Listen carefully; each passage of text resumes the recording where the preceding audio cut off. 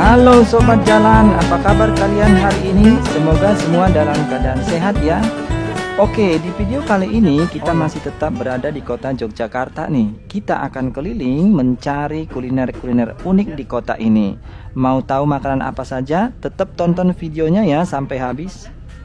Oh ya, boleh. Tapi sebelum kita lanjut, jangan lupa like dan subscribe ya. Bakmi Jawa ada, Mas? Ini dia yang pertama Sobat Jalan, Bakmi Jawa Mbah Kito yang berlokasi di Jalan Ageng Nis nomor 9 di daerah Rejowinangun, Kota Gede, Yogyakarta.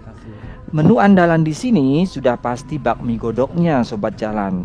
Campuran mie kuning dengan bihun plus irisan daging dan taburan bawang goreng membuat tampilan bakmi godok ini semakin menggugah selera. Soal rasa nggak kalah kok sama bakmi godok lainnya.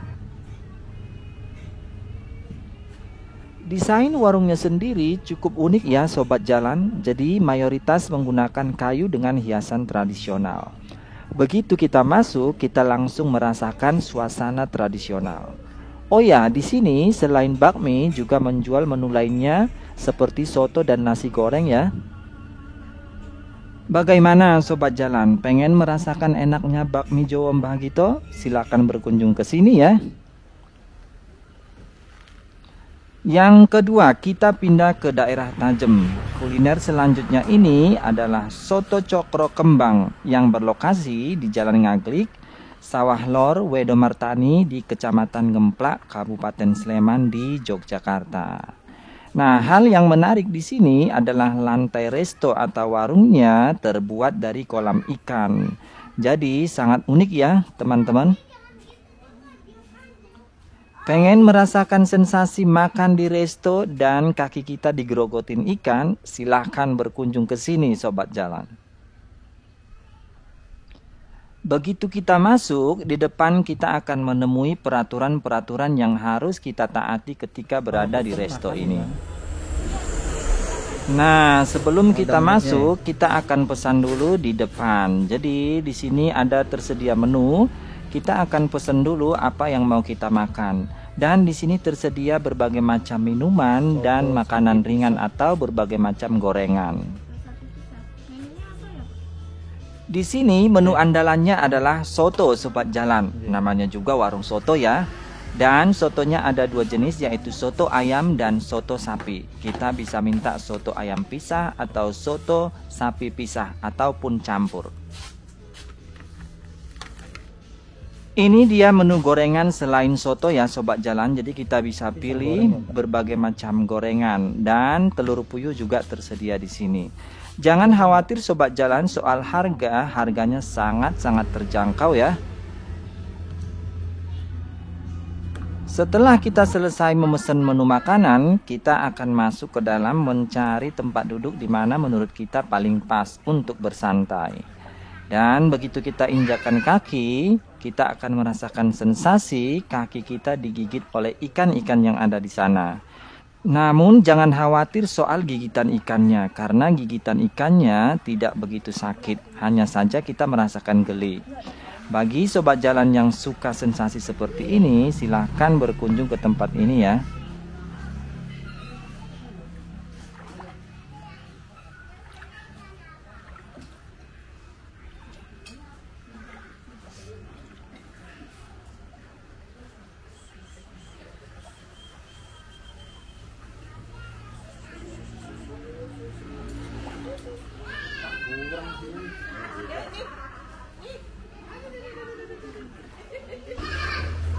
Nah, seperti yang Sobat Jalan lihat, begitu kaki kita berhenti, ikan-ikannya langsung mengerumunin kaki kita dan langsung menggigitnya. Tapi jangan khawatir, rasanya tidak sakit kok. Di sini kami berkesempatan untuk berbincang-bincang dengan Bapak pemilik dari soto cokro kembang ini, yaitu Bapak Santoso. Dikurasnya berapa bulan sekali, Pak?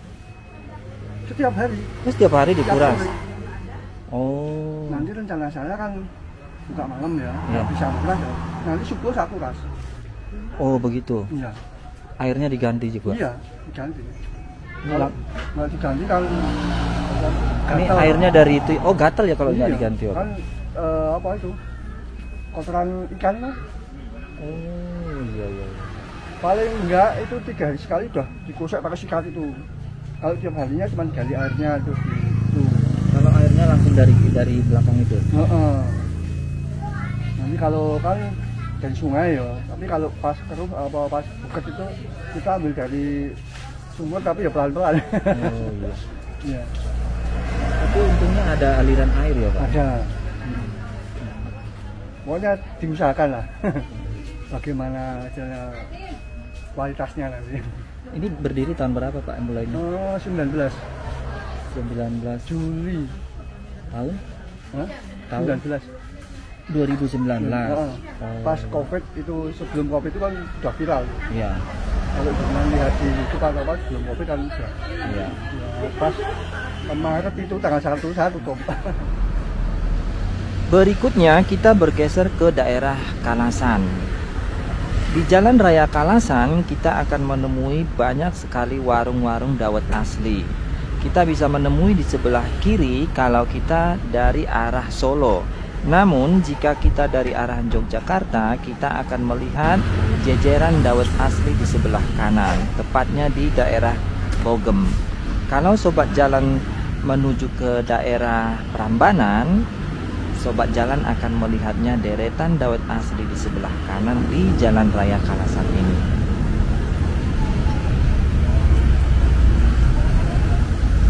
Nah, yang membuat beda di sini, biasanya kita tahu dawet itu berwarna hijau dari pandan. Namun di sini warna dawetnya adalah dawet putih.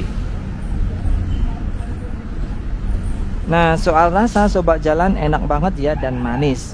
Gulanya itu dicampur dengan nangka dan diberi dengan tape ketan. Tapi jika sobat jalan tidak mau dengan tape ketan dan nangka, kita bisa request kok. Untuk urusan parkir memang agak susah karena posisinya ada persis di pinggir jalan. Tapi tenang aja sobat jalan, ada tukang parkir yang mengatur. Untuk harganya lumayan murah sobat jalan. Jadi harga per mangkoknya sekitar Rp6.000.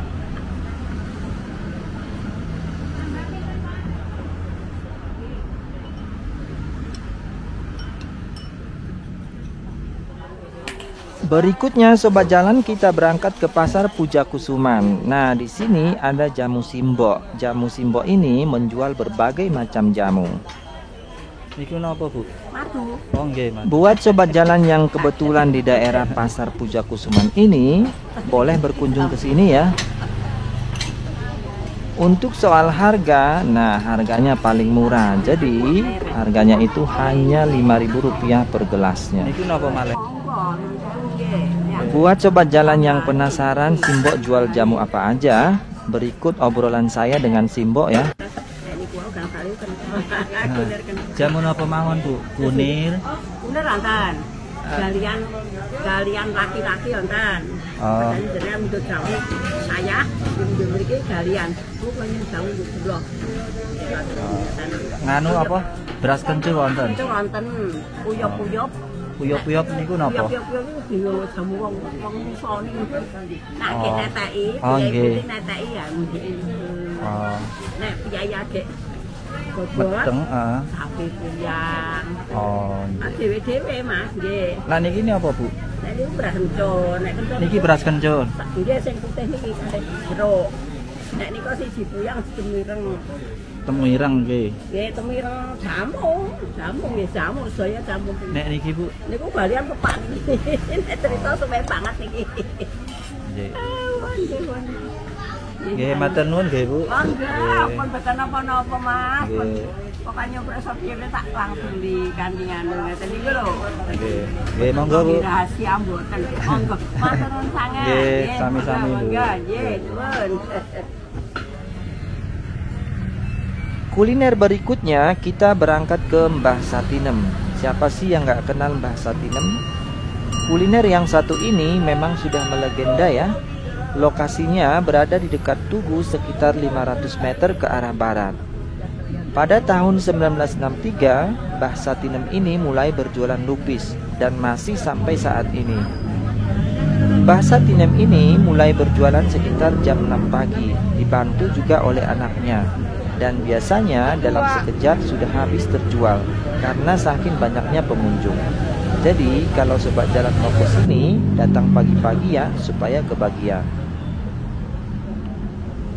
Harga jajanan pasar yang dijajakan terhitung tak mahal ya. Untuk harga lupis, gatot, tiwul, dan cenil, Bahasa Tinem biasanya menjualnya seharga Rp10.000 per porsinya.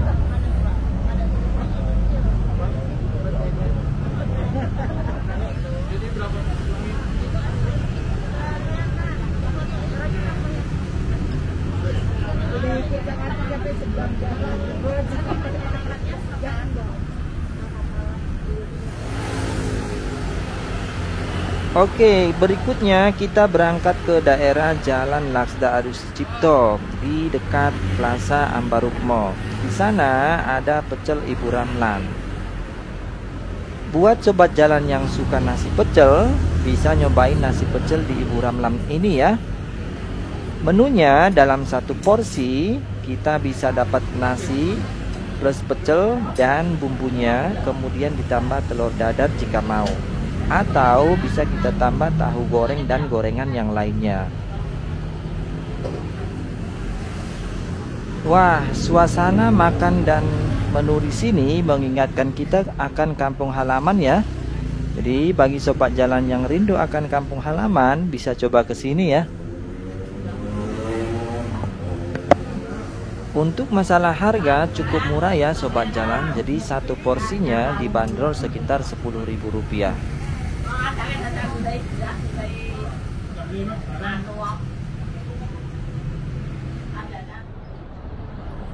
Berikutnya kita berangkat ke daerah Pakualaman. Nah, di sana ada rujak es krim Pak Nardi, tepatnya di Jalan Harjowinatan, Purwokinanti di Pakualaman, Yogyakarta. Dulunya es krim milik Pak Nardi ini hanya berupa gerobak dorong berukuran sedang yang ditutupi dengan terpal seadanya dan diberi beberapa kursi bagi pembeli yang makan di tempat. Dan sekarang seperti tampak di video, warung Pak Nardi sudah pindah ke ruko di seberangnya. Warung Pak Nardi ini merupakan warung pertama yang berjualan rujak es krim ya di daerah Jogja. Karena saat itu selain Pak Nardi tidak ada seorang pun yang berjualan rujak es krim. Oh ya, yang membuat berbeda rujak Pak Nardi dengan rujak lainnya adalah rujak Pak Nardi tidak menggunakan nanas. Namun Pak Nardi menggantikan dengan mangga, yaitu mangga muda dan mangga mateng. Dan untuk bumbunya Pak Nardi tidak menggunakan kacang. Jadi bumbunya sangat lembut. Rasanya sangat enak dan pas di lidah dan tidak terlalu pedas karena sambalnya sendiri terpisah.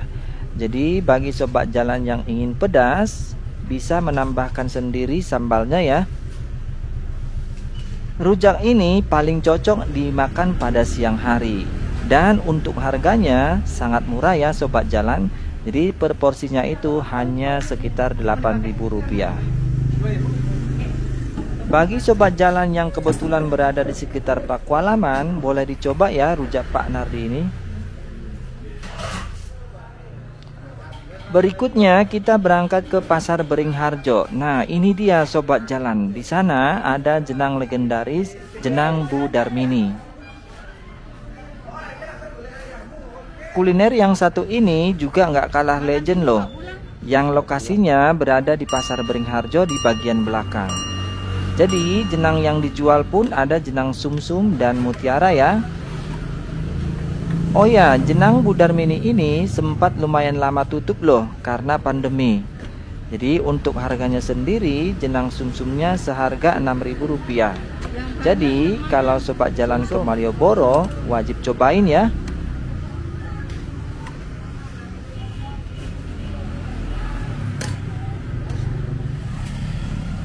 Ini dia sobat jalan kuliner berikutnya, terang bulan, berada di belakang Pasar Keranggan.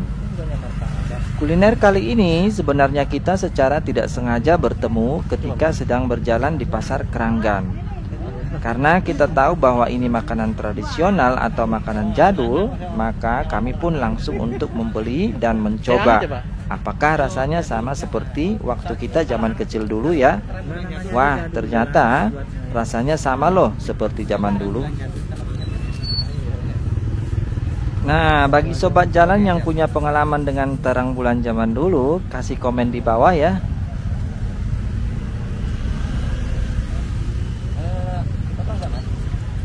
Boleh Pak, dipotong.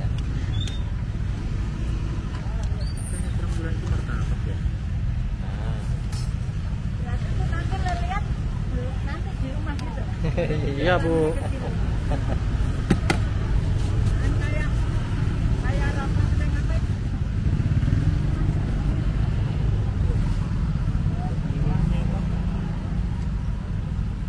Itu susu bubuk ya Pak ya?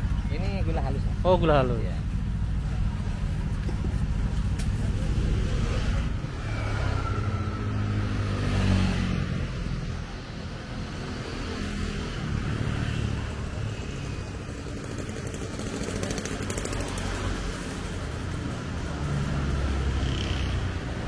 Berikutnya kita berangkat ke daerah Babarsari nih sobat jalan. Ya, ini dia warung Bu Tuti. Warung ini buka sekitar pukul 6 pagi. Jadi buat sobat jalan yang mau sarapan pagi, warung ini sangat cocok didatangi. Karena sebagian menunya memang pas untuk sarapan. Untuk lokasi tepatnya, sobat jalan berada di Jalan Babarsari, kira-kira 100 meter ke arah barat dari pom bensin Babarsari. Di sini menu utamanya adalah nasi kuning dan lontong sayur. Jadi pas buat sarapan ya. Selain nasi kuning dan lontong sayur, di sini juga tersedia pecel dan ayam bakar. Dan ada ayam opornya juga ya.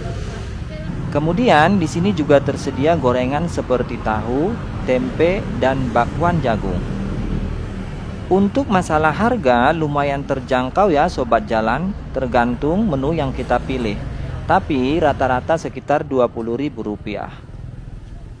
Kuliner berikutnya kita menuju ke daerah Bantul sobat jalan, tepatnya di daerah Sitimulyo, Piungan. Nah, di sini ada soto batok Kangen Deso namanya. Ya, seperti namanya Kangen Deso, memang tempat ini berada di desa. Ketika pertama kali kita masuk ke warung ini, kita akan merasakan aura pedesaan. Karena bangunan utama dari Kangen Deso ini berbentuk limasan dengan gaya Jawa artistik. Dan di sekeliling ruangan ini terdapat beberapa bangunan kecil bergaya kandang sapi. Namun bukan kandang sapi beneran ya sobat jalan. Hampir semua bahan yang digunakan untuk bangunan ini bermaterial lama yang ditata sedemikian rupa dan menjadi kelihatan antik. Menu utama di warung ini adalah soto sapi. Namun yang membuat berbeda dengan soto lainnya adalah tempat penyajiannya, yaitu tidak menggunakan mangkok, tetapi di sini menggunakan batok kelapa. Untuk harga menu di sini terlihat di video ya sobat jalan. Oke sobat jalan, jika sedang berada di daerah Bantul, terutama di Piungan, jangan lupa mampir ke sini ya. Oke sobat jalan, tonton videonya sampai habis ya. Jangan lupa subscribe, like, komen, dan share ke teman-teman kalian. Selamat menonton.